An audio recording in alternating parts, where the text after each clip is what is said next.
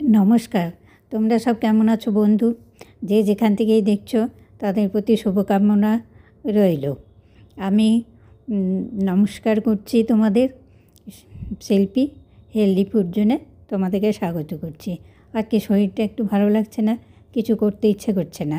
কি করব তাই চটজলদি রাত্রে কি সহজে করা যায় ভেবে একটু রাতের জন্য একটু ঠান্ডাও তো পড়েছে, একটু খিচুড়ি বেগুন ভাজা করে নিলাম।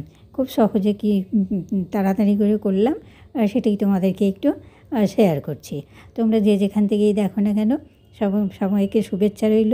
যারা আমার চ্যানেলটি সাবস্ক্রাইব করে রেখেছো তাদের প্রতি অসংখ্য ধন্যবাদ। আর যারা এখনও সাবস্ক্রাইব করোনি প্লিজ তারা সাবস্ক্রাইব করে পাশে থেকো। আমি নতুন রেসিপি তোমাদেরকে শেয়ার করতে পারলে তোমরা দেখতে পাবে, ভালো লাগবে। তো একটা ছোট কাপ মেজারিং কাপ আছে, এই 50 গ্রাম মতো হবে।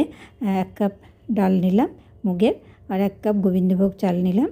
একটু কাঁচা বাদাম নিয়েছি, চিনেবাদাম, আর কি নিয়েছি সবজি নিয়েছি একটু গাজর, ক্যাপসিকাম, কাজু বাদাম, পনির, কিশমিশ এই নিয়েছি।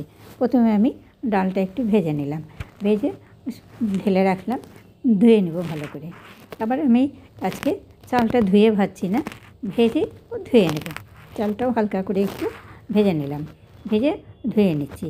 এইভাবে একটু করে দেখো, এটা কিন্তু খেতে ভালো লাগবে, সুন্দর লাগবে।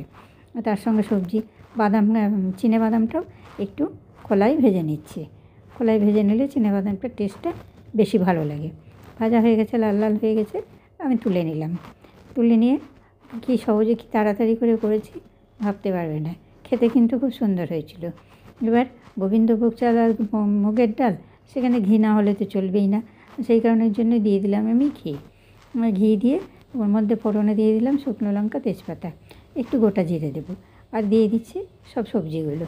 আমি সবজিগুলো আলাদা আলাদা করে ভাজছি না, আমার ততটা ইচ্ছে করছে না, সেই কারণের জন্য আমি সব সবজিগুলোই একসঙ্গে দিয়ে দিলাম। পনিরটাও দিয়ে দিয়েছি। এই মিক্সড সবজি পনির দিয়ে খিচুড়ি, এই খিচুড়িটা নিশ্চয়ই খেয়েছো কি না জানি না, একবার খেয়ে দেখবে, খুব ভালো লাগবে। পনিরটা তোমরা আলাদা করে ভাজতেও পারো, একটু আলাদা করে ঘি দিয়ে ভাজতেও পারো। আমার যেহেতু ইচ্ছা করছিল না, সেই জন্য আমি সব কিছুই একসঙ্গে দিয়ে দিলাম। ওদিকে আমি হাঁড়িতে জল দিয়ে দিয়েছি, জল ফুটতে দিয়ে দিয়েছি। ওখানে দিয়ে দিলাম আমি গোটা গরম মশলা, দিয়ে দিলাম ঘি, দিয়ে দিচ্ছি লবণ, একটু চিনি। মুগের ডাল আর আতপ চালের খিচুড়ি, গোবিন্দভোগ আতপ চালের খিচুড়ি, তাতে একটু মিষ্টি না দিলে তো ভালো লাগবেই না, সেই জন্য দিলাম। আর মুগের ডালটাও ধুয়ে দিয়ে দিলাম, জলটা ফুটে উঠেছে, চালটাও ধুয়ে দিয়ে দিলাম। এই লবণ দিয়ে দিয়েছি, একটু চিনি দিয়ে দিয়েছি, তেজপাতা, ঘি সব কিছু দিয়ে দিয়েছি, গরম মশলাও একটু দিয়ে দিয়েছি। এবার আমার সবজিগুলো ভাজা হয়ে গেছে, দেখো অনেকটা ভাজা হয়ে গেছে। আমি ওই সবজিগুলোকে আর খুব বেশি করে ভাজছি না, মোটামুটি ভাজা কমপ্লিট। এবার আমি সবজিগুলো তুলে হাঁড়ির মধ্যে দিয়ে দিচ্ছি।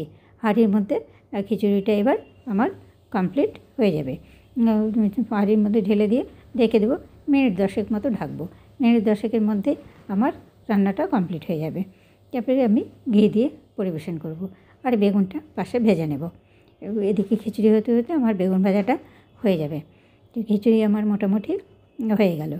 দেখো ঢাকা দিয়ে দিলাম, মিনিট 10 বাদে তুলে দেখব খিচুড়িটা আমার অনেকটা হয়ে গেছে। দেখতে পাচ্ছ সেদ্ধ হয়ে গেছে। আর একটু ঘন হলেই আমি নামিয়ে নেব, নামিয়ে পরিবেশন করব। যে যেখান থেকেই দেখছো তোমরা চ্যানেলটা সাবস্ক্রাইব করে পাশে দেখো।